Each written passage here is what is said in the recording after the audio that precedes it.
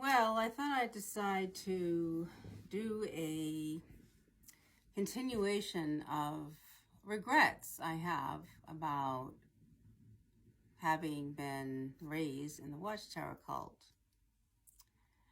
I'll start with this one.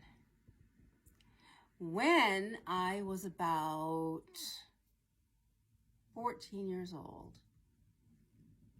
14 and 15, I got an opportunity to get modeling jobs. That's right, I modeled for, well, I guess I can say where.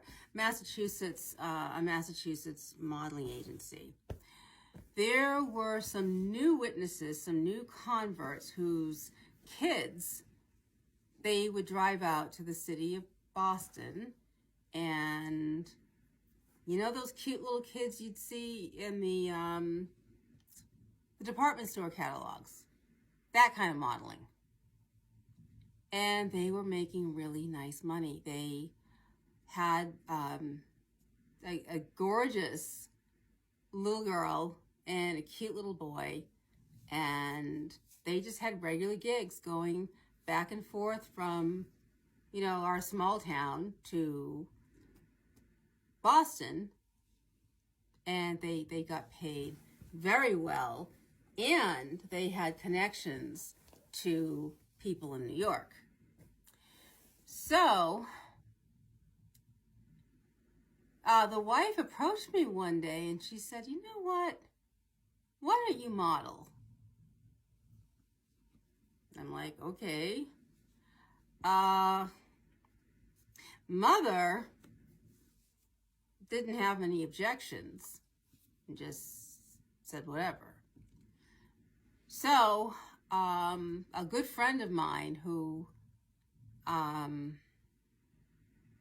rest in heaven to her, she's one of those Kingdom Hall sisters, also a convert, who helped to protect me from my in-home abuser growing up.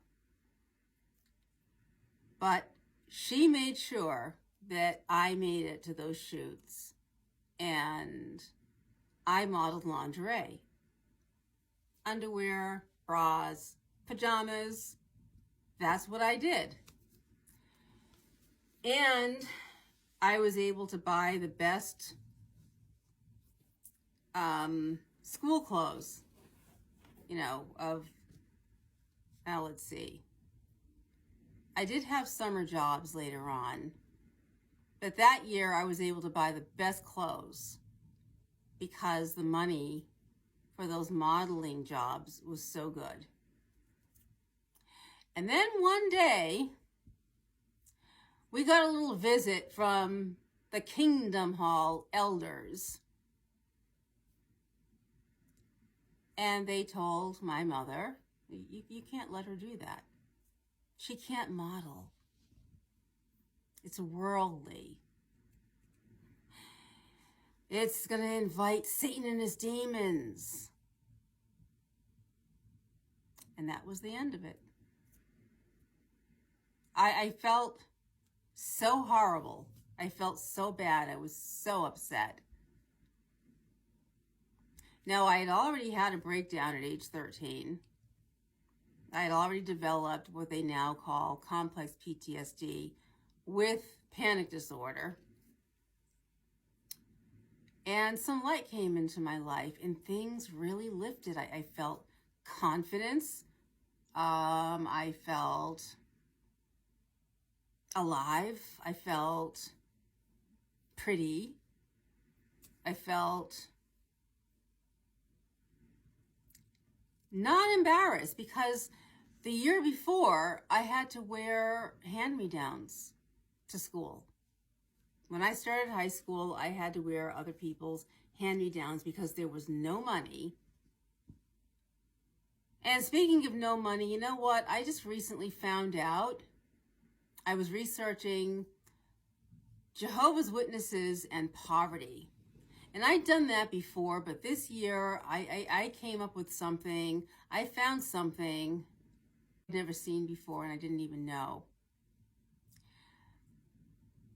When you join the Watchtower cult, you're basically taking a vow of poverty. And I hadn't heard that term before. I mean, not connected to the Watchtower Society, but it is actually in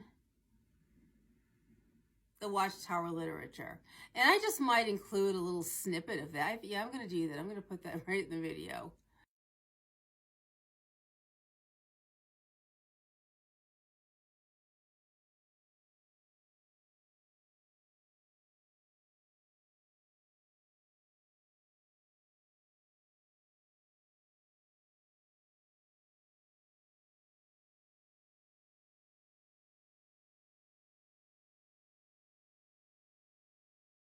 It's written in the literature, and we don't get to see it when we do that 80 questions. And when we, and for those who don't know, it's like this ritualistic thing where you have to answer 80 questions and answer them correctly for them to decide if you are worthy enough to join God's organization. And then the next step after that is baptism. Not baptism, right? No, not baptism at your local church. This is something else.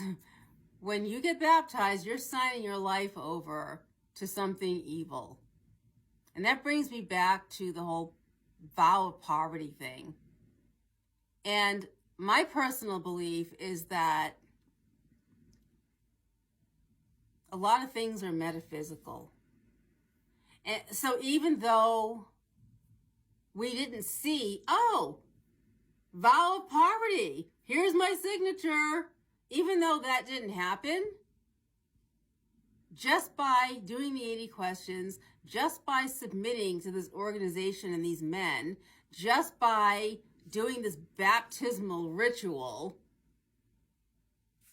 it kind of gets into your consciousness and it affects things. And a lot of ex-Jehovah's Witnesses, when we leave, a lot of us battle with poverty. A lot of us leave with things like depression. We leave with bipolar. We leave with some kind of anxiety disorder that interferes with our ability to function the way we need to. And then on top of that, there's the no college rule. Oh, they don't come out and say, don't go to college, but they will shame you and they will frighten you into believing that if you do go to college, you know, you're inviting Satan. There's always Satan and his demons, and it's always Jehovah disapproving of God, disapproving of you, and you know, God won't protect you. It's a big fear game that they play. And they want to keep you as small and as dependent on them as possible. And if you dare ever leave, it's like some kind of stuff on you, or some kind of curse thing that just stays with you. Now, not all ex-Jehovah's Witnesses struggle with poverty, but we are so far behind everyone else. And then you add the metaphysical stuff to it, which I believe is real. And something like a vow of poverty that you didn't know you signed on the dotted line, that you signed up for this shit. And then you have breakthroughs. And then just things happen to sabotage it over and over and over and over again. That is a curse. Now, about the good thing that happened today, I love my Uber driver, and the reason why I love my Uber driver is, I know it's completely off topic. She saved my behind.